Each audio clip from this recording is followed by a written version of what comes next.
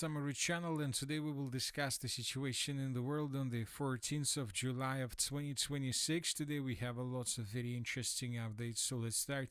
And first we're going to talk about the conflict on the territory Ukraine, because while Zelensky is in France, the Russians continue attacking the territory Ukraine with drones and missiles. And during the previous 24 hours, the Russians have carried out at least 3 waves of attacks on the city of ODESA. There was one overnight attack and there were 2 daily attacks. The Minister of Defense of the Russian Federation this morning published the first report about the situation in this area. This morning, somewhere around at 10 a.m. of the local time, the Russians stated that they damaged the Odessa region, and there was the Yuzhny port infrastructure facilities used for unloading fuel and lubricants, and 7 fuel and lubricant storage tanks intended for the Ukraine armed forces. These are the facilities that were attacked by Russians. Additionally, a bulk carrier delivering military cargo was damaged during unloading at the Yuzhny port's container terminal. A tanker was also damaged while en route from the port of Chernomorsk to the port of Odessa. So these are the consequences, and these are the results of the overnight attack between the 13th and the 14th of July of 2026. Several hours later, more precisely somewhere around at 3 p.m., the Russians published another report. Through the day, the Russian armed forces continued to strike Ukrainian ports and vessels deployed to the Ukrainian armed forces. 2 dry cargo ships were hit by attack drones en route from the port of Chernomorsk in the Odessa region to the port of Odessa. At the port of Yuzhny, high-precision air-launched weapons struck infrastructure facilities of the logistics center of the transport company Miktrans. 12 trucks and a fuel tanker transporting military cargo and fuel for the Ukrainian armed forces. As you can see, as for the daily attack, the Russians attacked not just ships in the area of the Black Sea, but also the Russians attacked the company Miktrans, and as you can see, at least 12 trucks were destroyed by Russians. Most likely the Russians managed to find out that the Ukrainians were using those trucks as drone carriers. And this evening, around at 7 p.m., the Russians published another report, and the third report of the previous 24 hours, and the Russians attacked that they once again attacked the Odessa region. 3 more cargo ships were hit by attack drones in the port of Odessa. Port infrastructure facilities were damaged, and 5 fuel and lubricant storage tanks were destroyed. And of course, during the previous 24 hours, we received lots of videos from the area of the city of Odessa. In this video, we can see a cargo vessel near Odessa that was struck by Russians, and as you can see, this vessel was damaged significantly.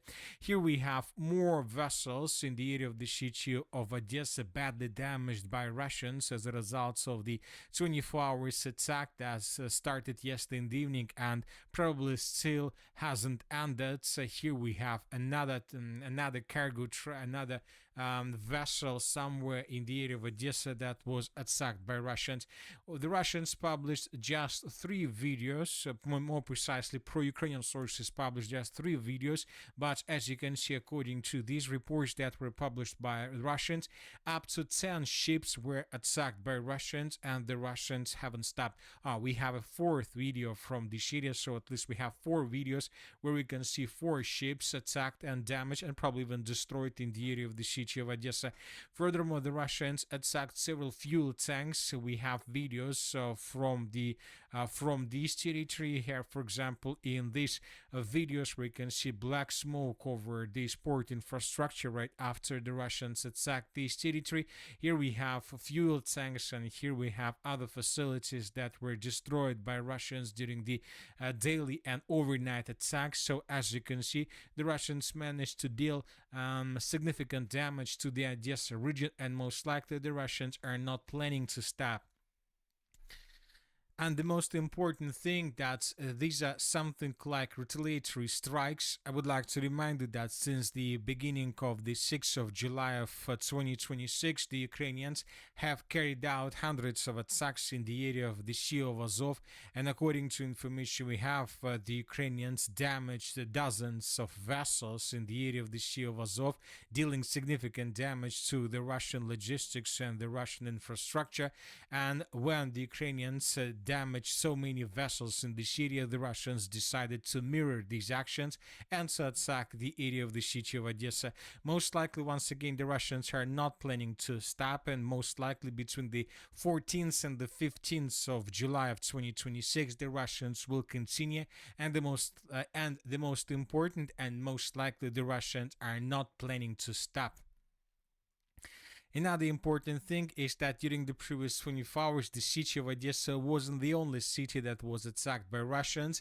The Russians once again attacked the capital of Ukraine, the city of Kiev, and this report was published this morning by the Minister of Defense. And according to this report, the Russians used 145 air vehicles to attack the territory of Ukraine using drones, and as we discussed, the Russians were also using missiles. The Russians were using Ha-59-69 missile, and the Russians were using Iskander modernized missile. This missile is very fast, much faster than previous generations of Iskander missiles. The Russians, according to information we have, attacked several enterprises on the territory of Ukraine, and this enterprise is one of the enterprises that was attacked by Russians. As for this satellite picture, we can see lots of trucks, we can see a parking site with a significant number of vehicles, different barracks, different hangars. The Russians most likely attacked these territory, and most likely when attacking, the Russians believed that the Ukrainians were using these facilities for upgrade purposes. They were upgrading probably trucks that later the Ukrainians were using to attack deep inside of the territory of Russia. And this video was also published by pro-Russian sources, and here we can see the overnight battle between the Russians and the Ukrainian air defense forces. Once again, the Russians used 5 modified S-400 ballistic missiles. Several sources stated that the Ukrainians managed to bring down up to 4 missiles of this type. And while Zelensky is on the territory of France, he has lots of meetings, talks with European representatives. Today we received the report that Ukraine will receive French Rafale fighters. Furthermore, today we received the report that the members of the coalition will conduct exercises in countries neighboring Ukraine. So according to information we have, these exercises, these drills are going to take place first on the territory of Poland, but most likely then on the territory of Moldova. Furthermore, France promised Ukraine to provide additional licenses for different military equipment. So we received lots of very important statements, lots of very important military packages were additionally announced, and all these things are done just with one purpose: to keep Zelensky on the territory of Europe for as long as possible, because the Russians still haven't carried out their mega strike or massive attack that is planned, and currently nobody knows for sure when exactly the Russians are planning to attack the territory of Ukraine. But several sources reported that this might happen during this upcoming night. Russia has already deployed over 2,000 drones to launch positions and is preparing for a massive attack, including on Kiev and Odessa, according to monitors. Meanwhile, the martial law and the mobilization were extended once again officially. If you remember, just yesterday we discussed that the president of Ukraine just handed over this law to the Verkhovna Rada, and now we see that the Parliament of Ukraine has already adopted this law, which means that the mobilization and martial law were extended until the 31st of October of 2026, which means that 90 days more the conflict on the territory of Ukraine will continue. Now let's move further and let's discuss the Ukrainian overnight attack. The Ukrainians were attacking the city of Salavat, and the sources reported that the Ukrainians attacked the Salavat oil refinery. We have several videos published from this area. But telling the truth, just probably 10 videos were published during the previous night, which means that the Russians managed to mainly repel this attack, and the Ukrainians haven't managed to deal the damage they expected. Now let's discuss the situation on the ground. During the previous 12 hours, we received lots of very interesting updates. And first, let's talk about the northern directions. The Russians continue their offensive operation through the northeastern parts of the Sumy region, and these are the changes on the ground. So this is the end, for example, of the 12th of July of 2026. This is the end of the 13th, and this is the end of the 14th of July. As you can see, according to these changes, the Russians began attacking this pocket around the villages of Korinok. Most likely the Russians would try to take under complete control these territories within the next 2 or 3 weeks, or maybe within a month. Furthermore, the Russians began offensive operation in the area of the village of Tavstadubova, and as of the end of the 14th of July, up to 50% of the village is already under complete Russian control. The Russians are approaching towards the settlement of Ulanova, and the Russians are shortening the distance towards the settlement of Korinok. While the Russians are fighting here, the Ukrainians are trying to stabilize the situation and to prepare additional defense positions around the city of Glukhov. The battle for the city of Glukhov is probably will take during the autumn military campaign. Now let's talk about the Sumy direction. During the previous 12 hours, additional changes on the ground were also recorded through this territory. This is the end of the 13th of July, and this is the end of the 14th of July. According to neutral mappers, the Russians, as a result of the offensive operation of the Sumy offensive operation, managed to recapture the settlement of Kondratovka, and furthermore, the Russians began advancing further in the western direction, and the Russians are about to enter this big forest. Furthermore, the Russians improved their positions to the north of the settlement of Khotin. We have reduced the infiltration area in this area and added additional gray zone. The Russians continue outflanking the settlement of Khotin, trying to attack the settlement from the northwest.